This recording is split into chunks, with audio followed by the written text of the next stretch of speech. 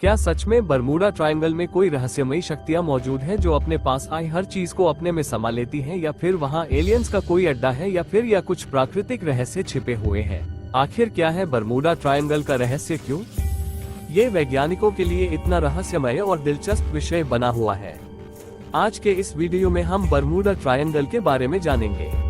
आखिरी से Bermuda triangle क्यों कहते और उन कुछ रहस्यमय घटनाओं के बारे में जानेंगे जो यहाँ पर रहस्यमय तरीके से हुई हैं। अक्सर आपने हॉरर फिल्मों में देखा होगा कि कैसे समुद्री जहाज, हवाई जहाज रहस्यमय तरीके से गायब हो जाते हैं, लेकिन अगर ये हकीकत में होने लगे तो लोगों की रूह कांप जाती है और फिर उस घटना को लेकर तरह तरह की बातें सामने आने लगती हैं।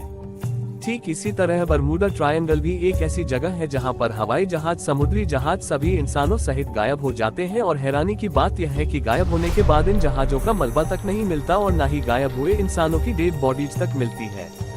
आज तक यहाँ पर जितनी भी घटना घटी है उनमें से किसी भी जहाज का मलबा तक नहीं मिला है और इसी वजह से जन्म लेती है अलग अलग तरह की थ्योरी, जिनमें से कुछ पर यकीन करना आसान होता है तो खुद पर यकीन करना बहुत मुश्किल होता है।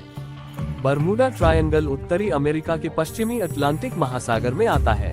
इसे बरमूडा ट्रायंगल इसलिए कहा जाता है क्योंकि यह फ्लोरिडा, पुर्टो रिको और बरमूडा तीनों जनों को एक सीधी रेखा में एक त्रिभुज के आकार में जुड़े हुए हैं।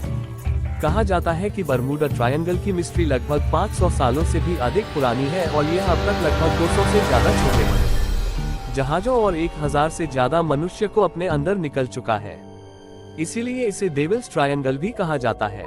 बरमूडा ट्रायंगल का यह एरिया लगभग 5 लाख स्क्वायर किलोमीटर में फैला हुआ है। बरमूडा ट्रायंगल के बारे में सबसे पहले साल 1492 में क्रिस्टोफर कोलंबस ने बताया था। कोलंबस समुद्र के रास्ते नई दुनिया की खोज में निकले थे, तो ये बरमूडा ट्रायंगल के पास से होकर गुजरे और उनके साथ जो अभी हुआ उसका जिक्र उन्होंने अपनी एक किताब में किया। उन्होंने कहा कि जब मेरा जहाज बरमूडा ट्रायंगल के पास आया तो उनके कंपास ने काम करना बंद कर दिया, जिसके बाद वहां मौसम पूरी तरह से बदल गया। इसके बाद वहां उन्हें आसमान से एक आग का गोला समुद्र में गिरता हुआ दिखाई दिया और तभी से बरमूडा ट्रायंगल एक मिस्ट्री बन गया। हालांकि उस समय इसे बरमूडा ट्रायंगल के नाम से नहीं जाना जाता, बल्कि उस समय लोग इस जगह को the graveyard of the Atlantic, the CO of धूम 4 का तो ग्रेवयार्ड आदि नामों से बुलाते थे। इस एरिया का नाम बरमूडा ट्रायंगल सबसे पहले विंसेंट एच.डी. प्लेस साल 1964 में दिया।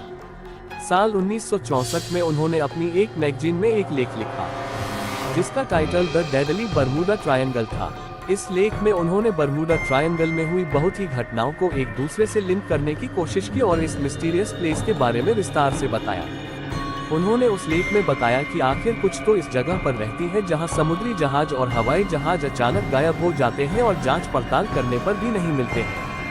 हालांकि ऐसा नहीं है कि बरमूडा ट्रायंगल में घटनाएं उसी समय घटी हुई। ये घटनाएं बहुत पहले से घटती आ रही थी, पर लोगों के सामने बरमूडा ट्रायंगल इस लेख के बाद से ही छा गया और इसकी चर्चा जोरों शोरों से होने लगी कि आखिर यहाँ ऐसी क्या चीज मौजूद है जिसकी वजह से बहुत आश्चर्यजनक तरीकों से जहाज गायब हो जाते हैं, और वैज्ञानिक इस मिस्ट्री को सुलझाने में लग गई। इस लिस्ट के बाद बरमूडा ट्रायंगल इतना पॉपुलर हो गया कि लोगों ने इस पर किताबें लिख डाली। यहाँ तक कि बरमूडा ट्रायंगल के ऊपर मूवीज भी बनाई गई। चलिए जानते हैं कि आखिर यहाँ पर वह कौन सी घटनाएं घटी थी जिन्होंने बरमूडा ट्रायंगल को ट्रैवल ट्रायंगल में बदल दिया। जब मेरी सैलरी बरमूडा ट्रायंगल से जुड़ी इस घटना उस सबसे रहस्यमयी घटनाओं में से एक माना जाता है।